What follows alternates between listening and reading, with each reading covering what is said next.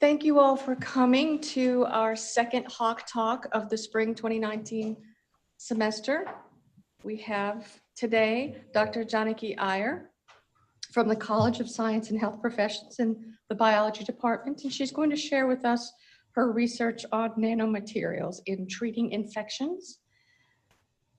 If you have any questions during the presentation, please let us know, and we will go ahead on, at least on this side, and unmute our ceiling mics so that those in the other areas are able to hear your questions, so they will not need to be repeated. And without further ado, if you would please join me in welcoming Dr. Iyer for our Hawk Talk Spring 2019.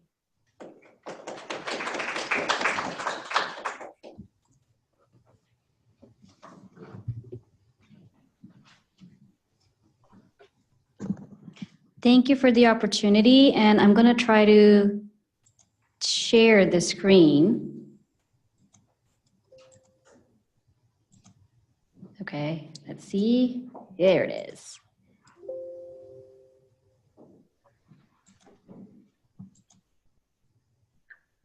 Are all the people who have joined in through Zoom, are they able to see the actual slides? I see it in Tahlequah. Okay, so you're able to see them in Tahlequah. Yes. Okay, great. So we will begin now.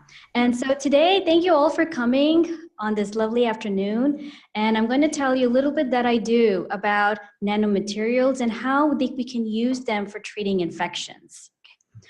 So, and let's see, how do I go to the next slide? There. So infectious diseases is one of my interests, research interests. Why? Because it's a very relevant topic. And it's a relevant topic because we all fall sick. And more than 10% of their deaths, according to the World Health Organization, and 19.3 million hospital visits can be attributed to infectious diseases. And so it's something that we really want to study and know about so that we can treat these infections pretty effectively. There are different types of causative agents that can cause infections. So the first one that's being shown on your screen are viruses. We have bacteria that can also cause bacterial infections. We have fungi that cause fungal infections. And then you have these protozoa that can cause infections like malaria. You even have worms that can sometimes colonize in your digestive systems and cause problems. And so you have a wide variety of causative agents that can cause infections. Out of all of these, the ones that I am interested in are the bacteria. So we're interested in infections caused by bacteria and how do we go about treating those infections. Now, when we look at the treatment of bacterial infections, let's just imagine a type of infection that a lot of people are familiar with, and which is strep throat. So a lot of times people come down with a scratchy throat, doesn't go away, go to the doctor, and then in some cases, you're diagnosed with strep throat. So this is a bacterial infection.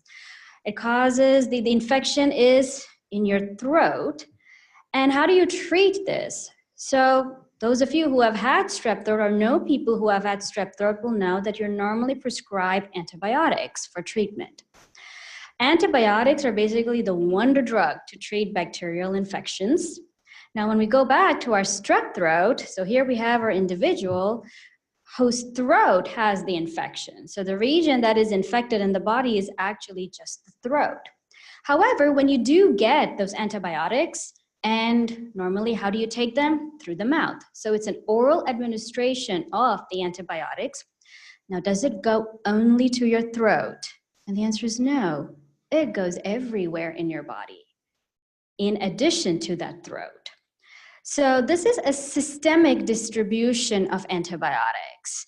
And is there a need for a systemic distribution of antibiotics? And the answer is no, there is no need, but we just don't have the means to make the antibiotic go to only, say, the throat in this instance.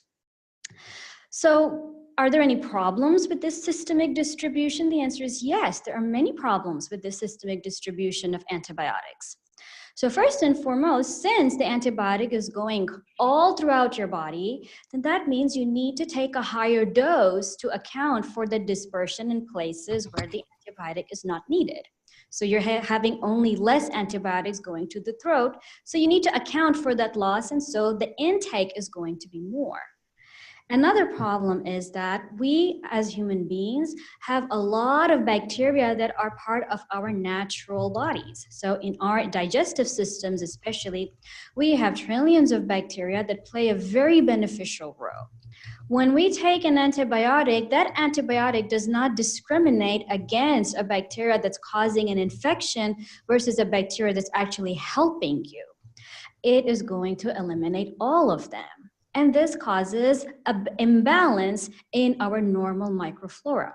And that can have detrimental effects, like you can have stomach cramps, and you can have other kinds of digestive problems when you take antibiotics. You can also become deficient in certain vital vitamins that these microorganisms provide to us when they are in our gut. The biggest problem, though, is that when you have a systemic use of antibiotics, you are subjecting microorganisms that have no need for that antibiotics to that drug. And so the chances of those bacteria become resistant to the drug starts increasing. And when you have an organism that is resistant to an antibiotic, that antibiotic is no longer effective. And so when you really need to treat a pathogen and its resistance, you run out of options. And this is a big problem, antibiotic resistance, because when we look at information from the Centers for Disease Control, every year, and this is just in the United States, it's not a worldwide thing, just in the United States, when we look at the numbers, we have 2 million people who are infected with antibiotic-resistant bacteria, which means it's harder to treat. Of those 2 million people, 23,000 are going to die every year from infections that are caused by antibiotic-resistant bacteria. And so this is where the problem is. There's a lot of costs involved. There's a lot of life involved. There's a lot of care involved. And so we need to find a way to get rid of this antibiotic resistance, or at least minimize it. And hence, there is a very crucial need to develop novel therapies to treat bacterial infections. So the thought process now is, well, if you go back to our strep throat, why can't we get the antibiotic go only to the throat? So what if we can actually deliver antibiotics to the location where the infection is instead of the entire body? So we're talking about targeted therapy now. If we're able to do that, then, well, there needs to be someone who's going to carry this antibiotic to the site of infection. So who's going to do that? Which means we need a drug delivery agent. Now, if we want a drug delivery agent, what kind of properties should that drug delivery agent have? And for that, the drug delivery agent should be small so that we can intake it pretty easily. It needs to be compatible with our bodies. So we shouldn't have a lot of side effects. It shouldn't be detrimental to us. And it should have properties where you can attach drugs like antibiotics to this drug delivery agent so it can carry it. But not only is it going to carry it, when it reaches that site of infection, it should release it. And so you want an agent that's able to do all of this, which is not an easy task. So this is where we now have the idea. Now we're trying to work on it and make it happen. So nanomaterials come into play in this regard because they are small. And that way, there are many types of nanomaterials. Some of the examples are shown right here that a lot of people are actively investigating to see, can we use these as drug delivery agents?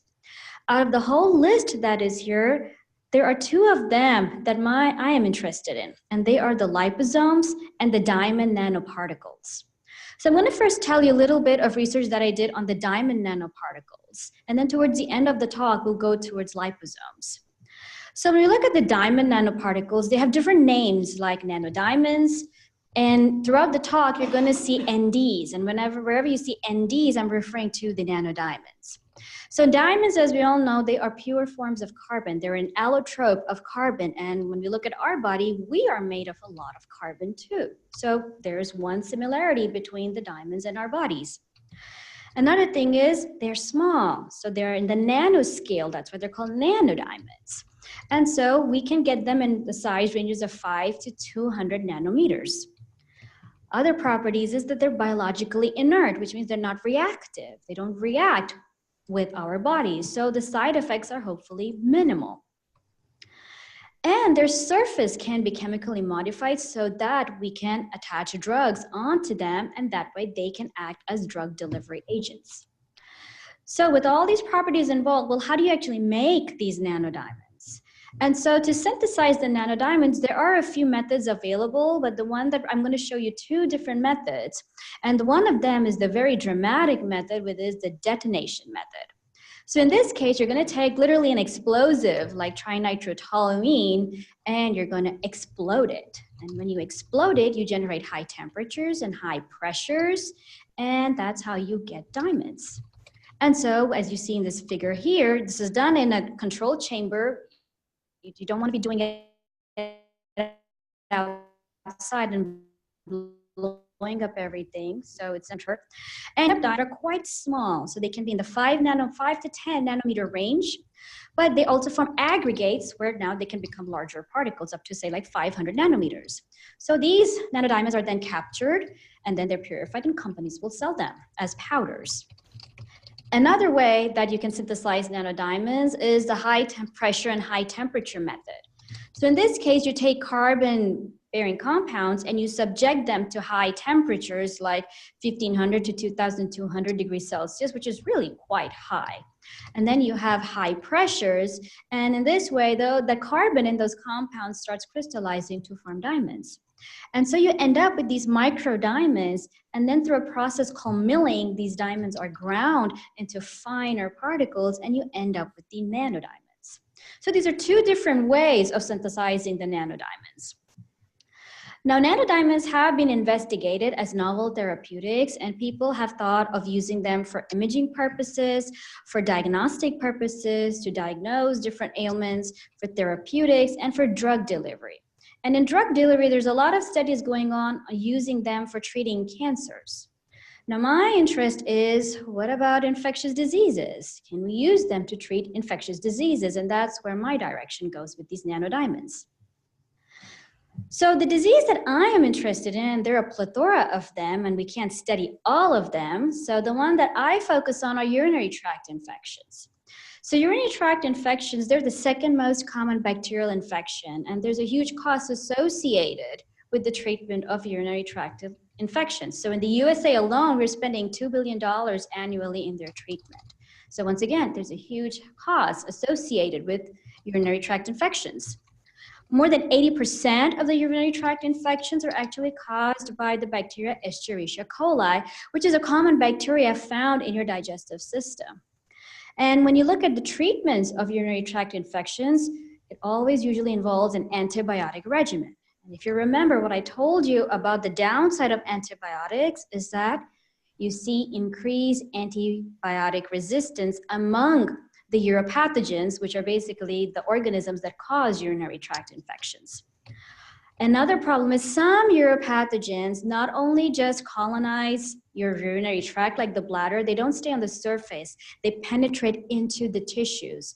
And when that happens, if your antibiotic cannot penetrate into the tissues, then those bacteria find a wonderful hiding place, and that's how you get recurrent urinary tract infections. So you take an antibiotic and the symptoms go away, but a few months later, it comes right back because the antibiotic was not very effective in going into the tissues or into the cells and killing the intracellular pathogens in this case. So for studying whether nanodiamonds are feasible in treating urinary tract infections, we first have to come up with a model, like how are we going to study this? And so what I decided to use is I use a bacteria that's a uropathogenic strain of E. coli, and it is an invasive strain, which means it has the ability to go into cells and into tissues, and that way it's able to hide from the immune system and antibiotics. And we normally, in the labs, we grow them in a rich medium, which is called as the Luria broth, or we can grow them on solid medium, which is the Luria agar. The human cell line that we use to see these infections is going to be a bladder epithelial cell line called as T24. There are many cell lines available, and we just chose one of these, which is the T24. It's a human bladder cancer cell line.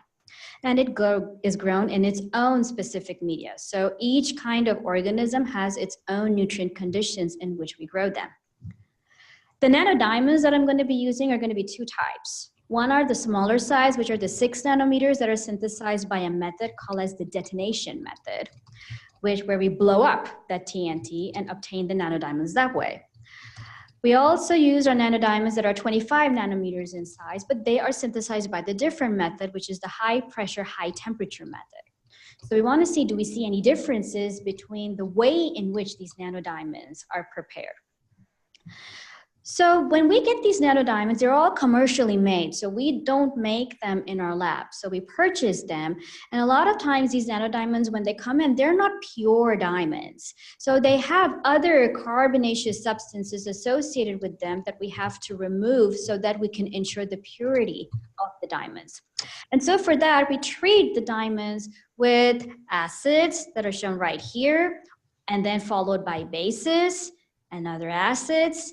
And then we wash them with water, and ultimately what we get is a suspension of nanodiamonds that we make in water, and we know how much is there, so we know the concentration of the nanodiamonds in that suspension.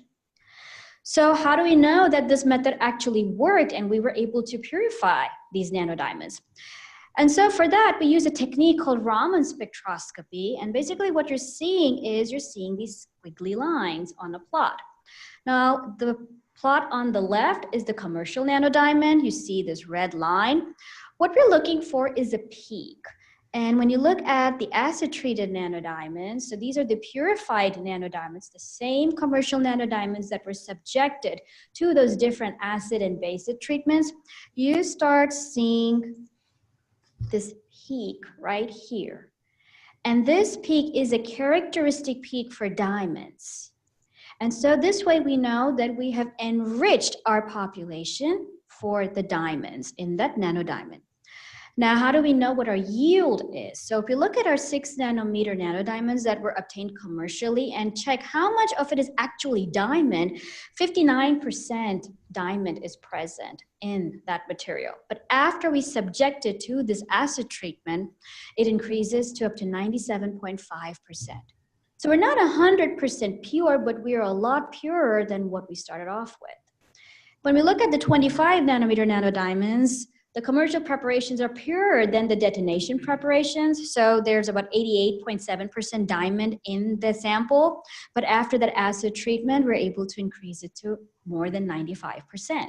So in both cases, that acid treatment helps in making our samples much purer so that we know that what we are working with are actually nanodiamonds and not other kinds of carbon materials that could be associated with it. So now that we know that our nanodiamonds are pure, we want to go ahead and characterize these purified nanodiamonds. And so we look at their appearances through electron microscopy. So the electron microscopy that was used was transmission electron microscopy. And in this case, what we're looking at is we're looking at the 6 nanometer nanodiamonds and the 25 nanometer nanodiamonds. And in both cases, what we're seeing is that we can detect that they look different. So they're made differently, they look differently. So there's, even though both are nanodiamonds, that different method of preparation apparently causes them to crystallize in different ways. Now, does this have any biological relevance? Let us see in the next few slides. So for the study to determine if nanodiamonds can be used to treat urinary tract infections, we wanted to have a few experiments. And so I'm going to list these experiments and we're going to go to each one of them and see what we saw. So we wanted to see if the nanodiamonds themselves have antibacterial activity, which is, do they kill bacteria, or do they slow down their growth in any ways? So experiments were designed to find that. Then we wanted to check that for our human cell line, are they toxic to that human cell line? Because we don't want our agent to kill our cells. We want our cells to be alive and happy. And so we wanted to determine whether these nanodiamonds are toxic to the cells. We also wanted to see if we infect these bladder cells with bacteria and then treat them with nanodiamonds, what happens to those bacteria? Do they stay at same numbers? Is there a change in their numbers? So we did experiments to figure that out. And then we wanted to see, okay, where are these nanodiamonds in the cell, in human cells? Like, where do they go into the cell? So we did experiments to find that. And ultimately, we wanted to see if we are able to see influences in the intracellular bacterial counts. So let's begin with the first one where we want to check if the nanodiamonds themselves have any kind of antibacterial activity. So for this, we take a tube that has our bacteria of interest. So we have our uropathogenic E. coli. And then we have one condition. In both cases, we're adding the bacteria, but in one case, we add nanodiamonds. And in the other case, we add water, which acts as our control. So if you didn't have any nanodiamonds, how many bacteria should be there? That's what our water tube is going to tell us. And then we let them incubate. So the cells or the bacteria are going to be with the nanodiamonds for a certain period of time. And then we plate them on nutrient plates and allow the bacteria to grow. And then the next day, the bacteria that have grown will form these circular structures called colonies. And we call them as colony forming units. And that's the CFUs that you see on the slide. And we're able to count these circular structures, which represent the colony forming units, which tell us how many bacteria were there in that tube. And so we do this for our tube that got water and for our tube that got the nanodiamonds. And when we look at that, here we have our results.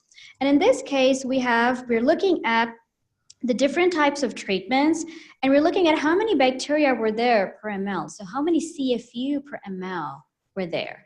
And when we look at our no treatment, which is the white bar, we're going to call that as 100% bacteria are present. So relative to that 100% bacteria, when you treat the bacteria with the 6 nanometer nanodiamonds, we see a significant reduction in bacterial numbers. So it means that either the bacteria were killed or they were not allowed to grow. We don't know which one of these two are happening, but all we know is we are able to see a reduction in the bacterial numbers.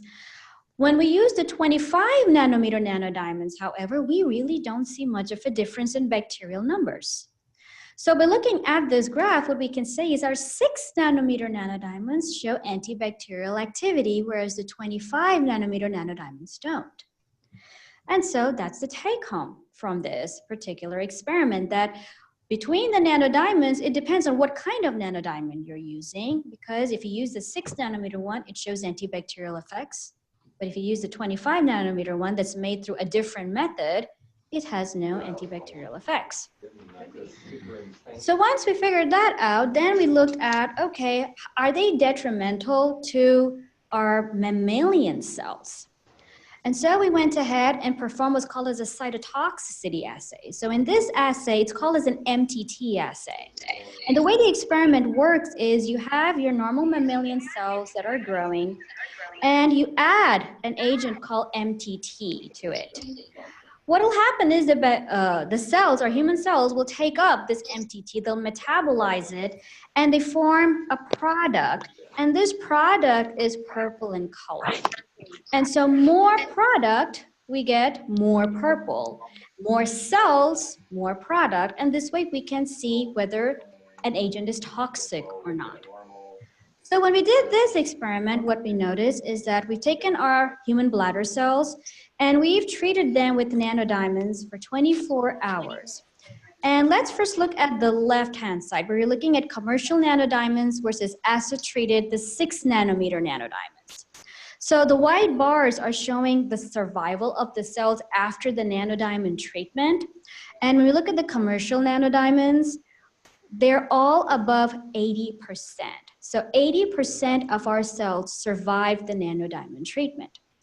When you look at acid-treated nanodiamonds, which are represented by the orange bars, as we increase the concentration of nanodiamonds, there's a little bit decrease that we are seeing, but we're still, even at the highest concentration of 500 micrograms per ml, you're able to see more than 80% viability of the cells. So the cells are able to tolerate the nanodiamonds.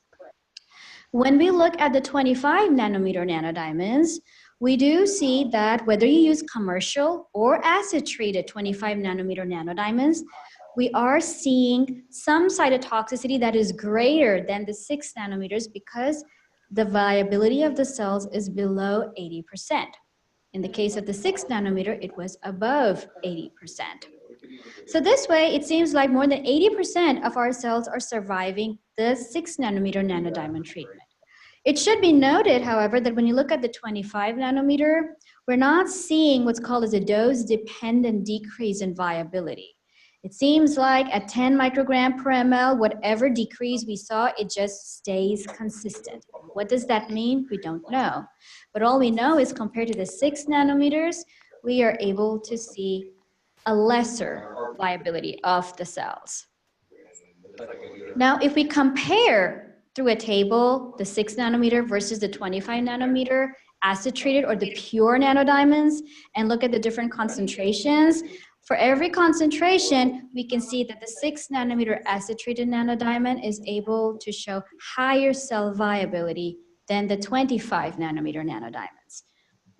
And this way, we can say that the 6 nanometer acid-treated nanodiamonds are significantly less toxic to our human cells compared to the 25 nanometer nanodiamonds. So knowing this information, we wanted to see, okay, well, they're having some influence on our bladder cells. Can we see where are they in our bladder cells? Do they stay on the surface of the bladder cells, or do the bladder cells decide to gobble them up and internalize them? And so when we did that, we used transmission electron microscopy. And in the case of both the 6 nanometer and the 25 nanometer nanodiamonds, we can see them in these circular structures, which are called endocytic vesicles. So they're inside the cell in these structures that we call as vesicles. And so in both cases, the nanodiamonds are taken up or internalized by the cell, which is great because if you have a bacteria inside the cell, the nanodiamond can actually reach it because the cell is able to internalize these nanodiamonds. So this was a good thing for us. So from now on, since the 6 nanometer nanodiamonds showed so much more promise than the 25 nanometer nanodiamonds, we focused our studies on the 6 nanometer nanodiamonds. And for this, what we did is we wanted to see, can these nanodiamonds kill bacteria that are inside the human bladder cells? And for that, we have to use an assay called as the gentamicin protection assay. And the way this experiment works is you have your tube with bacteria, and you take your bladder cells and you infect your bladder cells with the bacteria. When you infect the bladder cells with your bacteria, you're going to have some bacteria that are going to sit on the surface of the bladder cell. So they're still in the outside environment. They're not inside the cell. But since we're using an invasive uropathogen, some bacteria will actually enter into the cell and be internalized into the cell. And these intracellular bacteria are the ones that are going to hide from that antibiotic or from the immune system when you get infected with these bacteria. Now what we do is, after this infection process is done, we add an antibiotic called gentamicin. What gentamicin does is it's not permeable, and what that means is it cannot enter the cell. So it will mediate its effects only on the bacteria that are outside in the environment. So any bacteria that are stuck to the cell surface will be killed by gentamicin. Any free-floating bacteria will be killed by gentamicin, but any bacteria that are actually inside that human bladder cell, they will be protected from the effects of gentamicin, and hence they will be alive. So after the treatment of gentamicin, the way the assay works is you can then treat the cells with your therapeutic agent. Once that treatment is done, you then break open your human bladder cells to release all the bacteria that's inside the bladder cell. And that's called as a lysis. So we lyse our human cells so that you can release all the bacteria that are inside the cells. And then we go ahead, we plate them, and we count how many colony-forming units were formed. And this tells us how many bacteria are actually inside the cell. And so this experiment was done with the 6 nanometer nanodiamonds.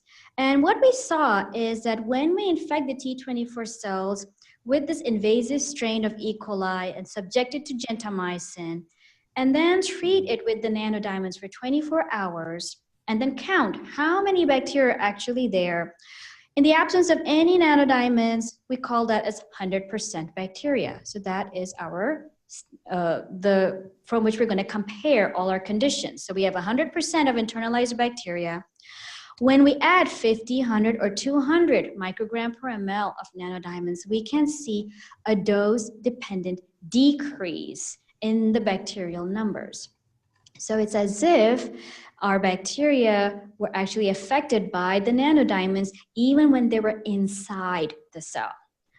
We did the same experiment with our 25 nanometer nanodiamonds, and what we saw is we don't see much of a change at the 50 and the 100 microgram per ml concentration. And when we look at how many intracellular bacteria are there in the human bladder cells, however, when you go to the 200 microgram per ml, we do see a reduction. But what we can see is you need more of the 25 nanometer nanodiamonds to mediate an effect. The 6 nanometer nanodiamonds are able to mediate their effects at lower concentrations. And we want to try to use drugs at the minimal concentration as possible. So with this, we were like, okay, 6 nanometers is the way to go. And we want to characterize it more, saying like, okay, how does it interact? Can we quantify how many bladder cells are interacting with what concentration of our nanodiamonds? And so for that, we use a technique called flow cytometry.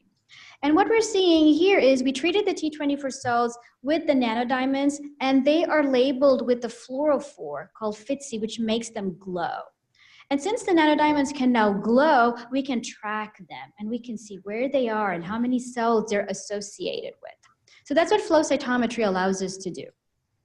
And so what we did is we're looking at a plot right here, which every dot that you see is a human bladder cell.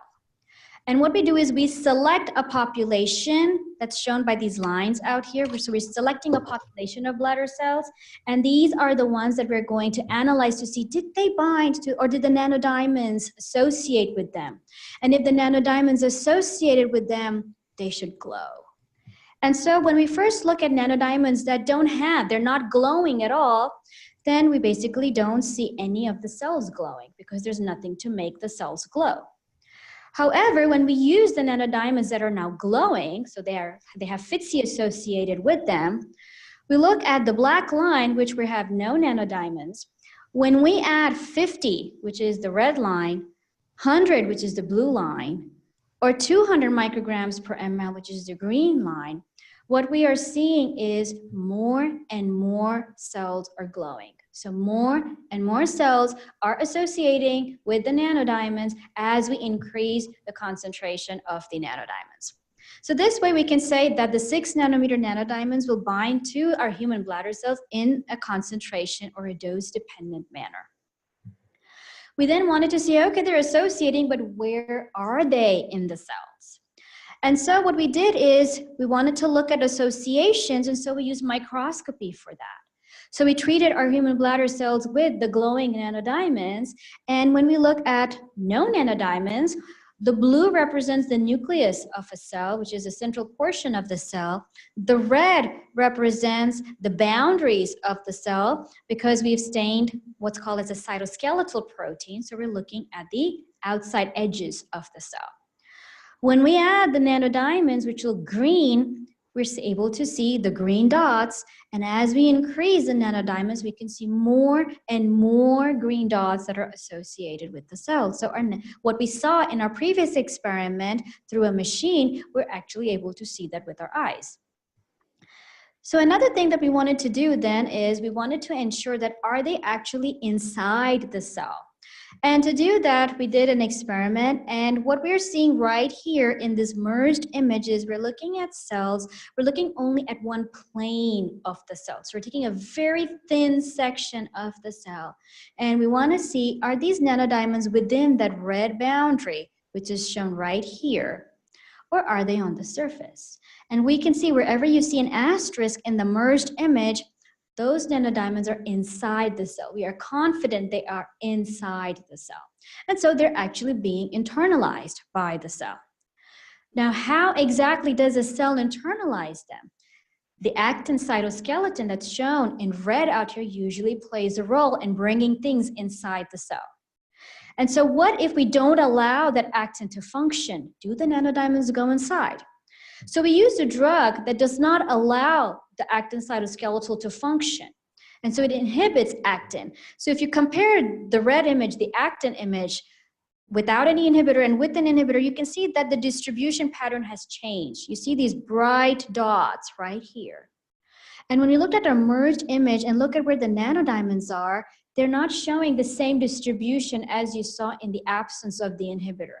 what you're seeing is they're actually concentrating on the cell surface. So it's like they're trying to come in, but they can't come in because the actin is just not doing its job of allowing them to come inside the cell.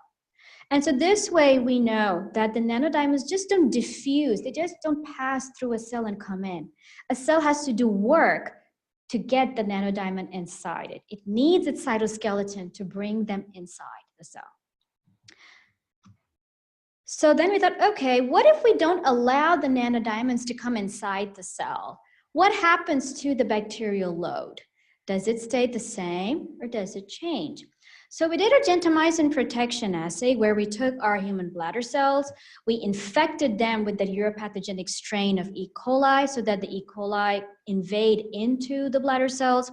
We kill all the extracellular bacteria, and then we treat the cells or infected cells with different concentrations of the inhibitor or the drug that does not allow the actin cytoskeleton to function. And then what we do is we then add the nanodiamonds. So we're looking at two different concentrations, 100 and 200 micrograms per ml. After our 24 hours period, we burst open our bladder cells and find out how many bacteria are inside those bladder cells. So when you look at the white bars where there's no inhibitor whatsoever, no cytochalasin D has been added. So actin is fully functional. Nanodiamonds are getting inside the cell. When you have no nanodiamonds, we're calling the internalized bacteria as at 100%. When you treat with 100 micrograms per ml, you see a huge reduction, a significant reduction in the bacteria in the cells. And even at 200 micrograms per ml, we see a further reduction of the bacteria that are inside the cells. So the nanodiamonds are able to kill the cells that are kill the bacteria that are inside the bladder cells. When you start interfering with the function of actin, when you're using a low concentration of the drug, where it's not really doing it's not affecting the actin very, very much, we still see that the nanodiamonds are able to kill the intracellular bacteria. However, as we go to the higher concentrations, we're seeing the nanodiamonds aren't able to do such a good job anymore. And when we go to the highest concentration, when you add 100 microgram per ml of nanodiamonds, we don't see any significant difference. Only at the highest concentration, we are seeing a significant difference, but it is still nowhere near to where you had no inhibitor, how many bacteria were there. So what this is telling us is that if you don't allow the nanodiamonds to internalize into the human bladder cells, they are unable to kill the intracellular bacteria. So they have to get inside the cells in order to have effects on the intracellular bacteria. So all this information we found, and so to summarize what all I have showed you, I showed you that the 6 nanometer acid-treated nanodiamonds display antibacterial properties towards a specific uropathogenic strain of E. coli. I also showed you that they're relatively non-toxic towards our human bladder cells, which is the T24 cell line. I also showed you that they can decrease the number of the intracellular bacteria when we infect our bladder cells with this uropathogenic strain of E. coli. Finally, I showed you that this 6 nanometer nanodiamonds are internalized into the bladder cells. And if you interfere with that internalization, then it no longer is able to kill the bacteria in the bladder cells. So that internalization is a very important step in the effects of the nanodiamonds to kill bacteria that are inside the cells. So with all of this information, what we can conclude is that all of these findings are positive. So we can proceed and determine whether we can use nanodiamonds to treat urinary tract infections. So we can now go to other types of studies to understand more of how can we use these to treat urinary tract infections. So that's when I came to NSU, and now we are further going on with this study with an amazing number of students. So the first thing that we started looking at is, well, we used a specific strain of E. coli. What about other strains of E. coli? Are these antibacterial effects only to like certain types of bacteria, or is it, say, more universal towards the strains of E. coli? And so we had Tristan and Bailey work on this project at the Tahlequah campus. And what they saw is that when we used a different strain of E. coli, we were still able to see antibacterial effects. So when this strain of E. coli was treated with the nanodiamonds, we're able to see lower bacterial numbers. And so it doesn't, at this point, we now at least have 2 strains of E. coli that are susceptible to the nanodiamonds.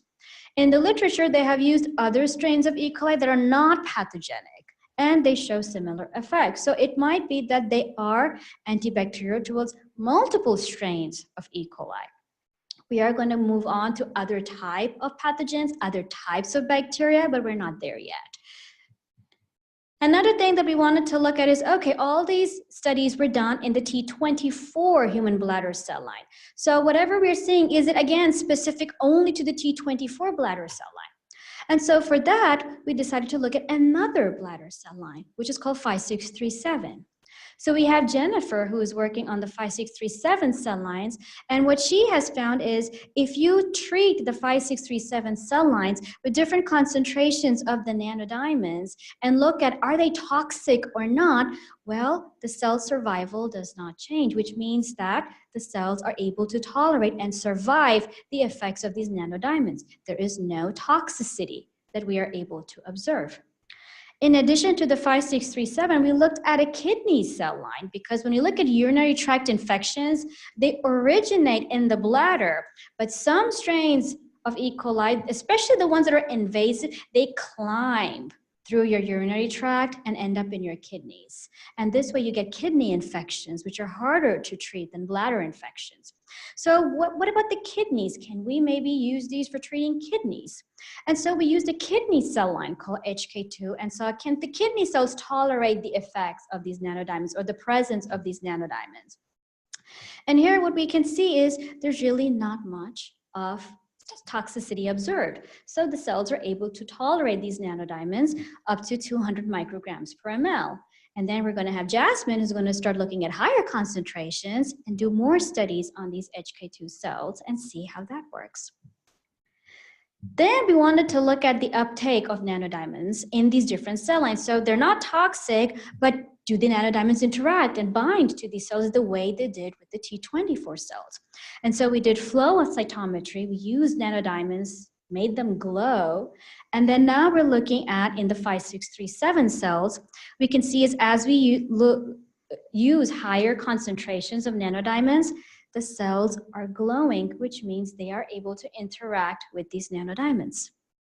You do the same thing with the HK2 cells and we see the same effects. The more nanodiamonds you add, the more the cells are able to interact with the nanodiamonds. And so in both cases, we can safely assume that the nanodiamonds have the ability to interact with the cells.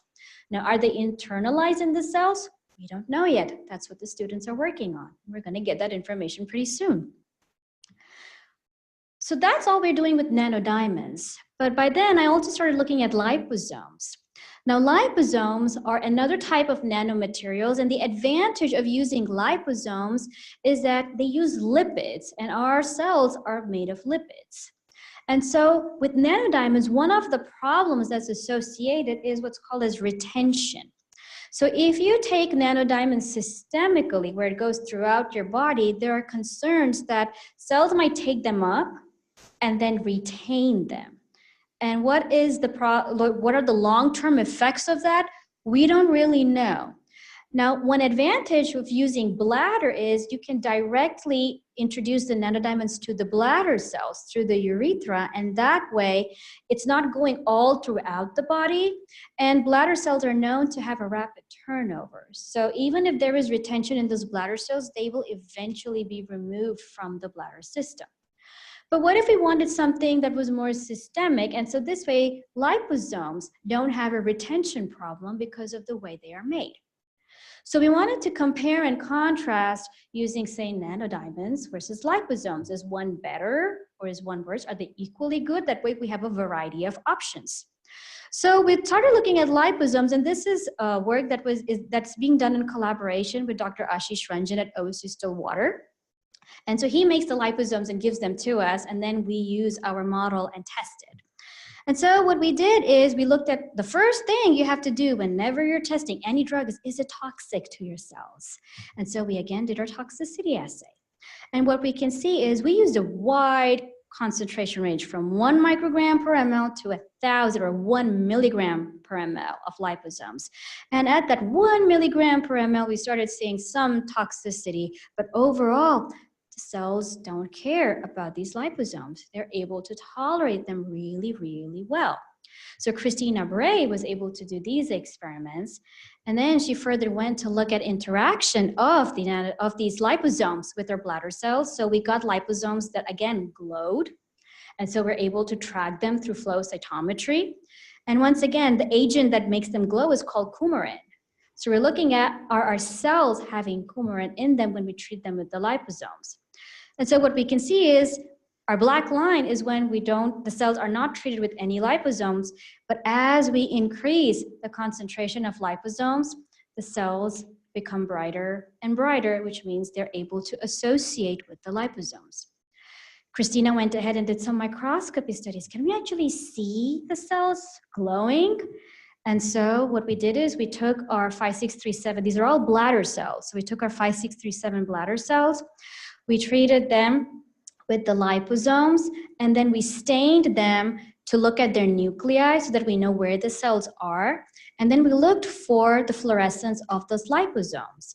And when we don't have any liposomes that have been treated, the cells have not been treated with any liposomes, well, you don't see any green, which is great because you know you don't have any background. When we added 10 microgram per ml of the liposomes, now we start seeing the cells glowing. And when you increase the concentration and look at 100 micrograms per ml of liposomes, so the cells are treated with 100 micrograms per ml of liposomes, you can see more brighter cells. So the more liposomes you're adding, the cells are just soaking them up and becoming brighter and brighter. So this way we could validate, so Christina could validate what she saw in her flow cytometry with actual microscopy. So this is some work that is going on, and we're going to be working on ciprofloxacin encapsulated liposomes. We're going to have the liposomes have a drug inside them and see whether that has any effects on intracellular bacterials that are present in our bladder cells. So that's one avenue that we are working on. And there are so many other things to do. So we want to look whether nanomaterials, so whenever we have infections, you normally have the cells respond in different ways. And one of the ways that they respond is they make what are called as cytokines. So we want to see, do these nanodiamonds or nanomaterials, whether they be nanodiamonds or the liposomes, do they alter the expression of these cytokines? And so we have Shannon who's going to do all the standardization experiments to try to look at the cytokine expression. We're also looking at nanomaterials and see whether they can alter the expression of another type of protein that's present during infections, which are the complement regulatory proteins. And so we're going to have Veronica who's doing standardizing experiments for that. So we also want to see if nanomaterials influence the activation of immune cells. So we have T cells that are present in the lab, which are a type of immune cells, and they help in fighting infections. So do these nanomaterials influence their activity in any way? Do they make them better at fighting infections, or do they prevent them from fighting infections, or do they have no effects? So Carissa is working on that, and so this way, in a few years, we should have a lot of information about these nanomaterials and their relevance to treating infections. So with this, we come to the end of the talk, and none of this would have been possible if you didn't have a good support system. So when these research activities began, it was done in Dr. Rashmi Kaul's lab, who's at OSU CHS. And along with Dr. Anil Kaul and Dr. Raj Singh, we were able to do a lot of the studies that I showed to you. A lot of the electron microscopy studies that I showed, well, electron microscopes are very expensive pieces of equipment, so you don't find them lying around. And so we actually had to go to Stillwater and give our samples. So the Stillwater microscopy facility, and Lisa Whitworth in particular, was the one who played an imperative role in doing a lot of our electron microscopy studies. Now that I'm at NSU, we have an amazing group of people who are helping me move ahead with this project. So we had Tristan and Bailey at Tahlequah who started off, and now we have Christina and Jasmine and Carissa and Veronica and Shannon and Jennifer and hopefully many more as we go along. So we need this good support system is really, really vital for research to move on. So I'm thankful for all of them that they have decided to become a part of this. None of this, no matter how many people you have, is not going to matter if you don't have the money to do this work. And so our funding agencies play a very important role. So a lot of these experiments have been funded by various sources. So we have OCAST, we have a nonprofit organization called Cancer Sucks, that's in Bixby, Oklahoma. We had the OSUCHS intramural grant. I have been awarded the FRC grant that's allowing me to continue these studies, and an OK Inbray grant. And so this way we are actually able to purchase all that we need to do these amazing things. So with this, we come to the end, and I would be more than happy to answer any questions that any of you might have.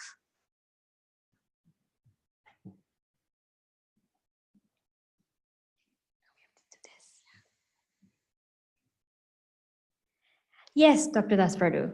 So maybe I missed the nanodiamonds. Yes.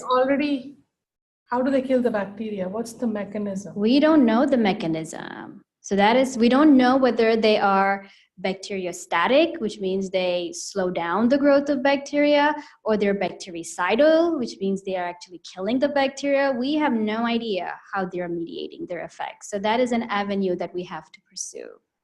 So that you don't know then why the internalized bacteria get killed as compared to the ones that are outside? Oh, the outside bacteria also get killed. So we know the outside bacteria can also get killed, but a lot of antibiotics cannot kill bacteria that are inside the cells. The nanodiamonds are able to do that. So you don't know why the 6 nanometer is more effective than the 20? That we don't know. We don't know. Both are nanodiamonds. They're just made in different ways. Why should one have such dramatic effects and the other doesn't?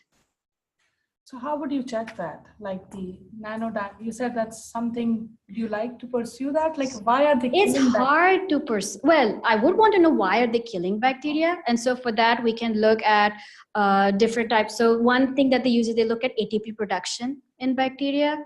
So a lot of assays are available where we look at how much ATP is are these nanomaterials able to decrease the ATP levels, and that causes the bacteria not to grow or to die. So that's one avenue, but we have to look at other ways in which that is happening. Now, why the 6 versus 25? That's a hard question to answer. Yeah, One of the approaches that we are looking at their surfaces. So all these nanodiamonds will have functional groups on their surfaces.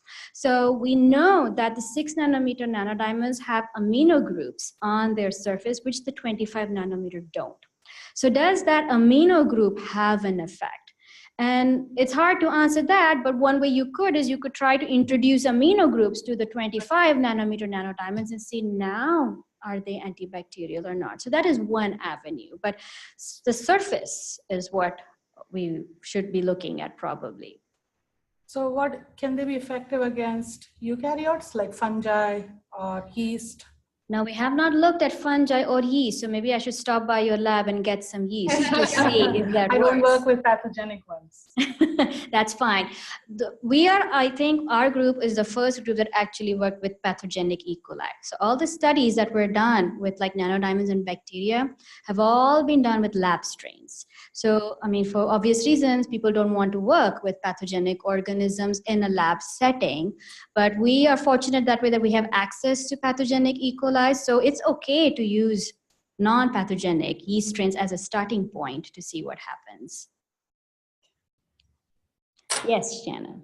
So with people that have recurrent bacterial infections, would one treatment of nanodiamonds be able to kill bacteria inside that cell for good, or would you need to repeatedly take a nanodiamond treatment to kill recurrent bacterial infections? So that's an excellent question. And the answer is we have no idea because we have to do those experiments, which means so the way we would go about it is now that we have all this in vitro experiments, we can now go to in vivo models, which means we're going to look at actual animals. So we can try to do experiments on mice and unfortunately, give them a urinary tract infection and then give them the nanodiamonds and see what happens to those bacteria. Because one thing we should remember is with in vitro studies, they're very important, but they have their limitations. A whole human or a whole organism has so many things in play that we are not going to get all that information by doing in vitro studies. So in vitro studies gives us a direction or a reason to proceed to in vivo studies. But do we need one treatment? Do we need maybe 5 treatments? How much? Do we need to give it twice a day? We won't know that until we do actual experiments. And now that we have validation to move on with animal studies, we can start designing those kinds of animal studies. Any other questions? Yes. So did I understand correctly that the nanodiamonds without any medicine attached, they were getting rid of bacteria? That's correct. So we have not attached any medication to this. Eventually, we would want to attach a medication to it and see now, do they do a much better job at it? So we are going to try to devise strategies for that. We're going to pick the brains of Dr. Green and Dr. Davley, who are going to help us. How do we load antibiotics or drugs onto these nanodiamonds? And then once we are sure that we've actually done that and they can release the drug, we can go ahead and test those. And that's what we're trying to do with our liposomes, because we already have a collaborator who has all of this set up. So we're going to take our mammalian cells and infect them with bacteria, and we'll use a concentration of, say, ciprofloxacin and see the same concentration, does the liposome do a better job?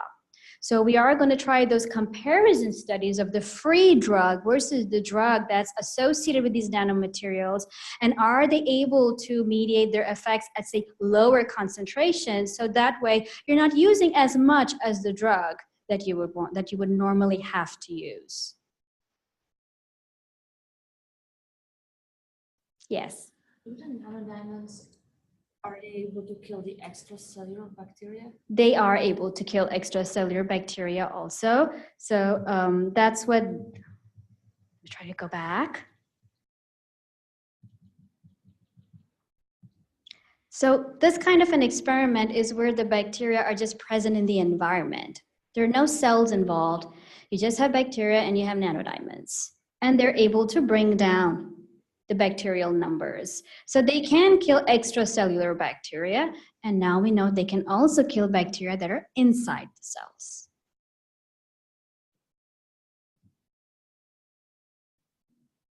Well, thank you all for this amazing opportunity, and have a good evening.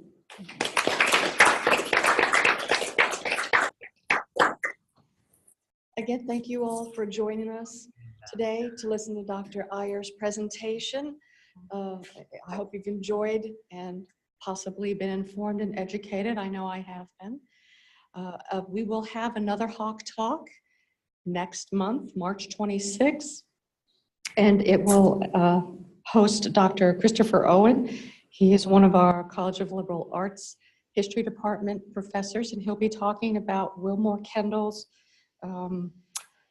academic career. He is one of ours. He's from Oklahoma area, and in the 1920s, he was pretty controversial. So if you are available to join us, that will be March 26th at noon. So, thank you again for joining us today. Take care.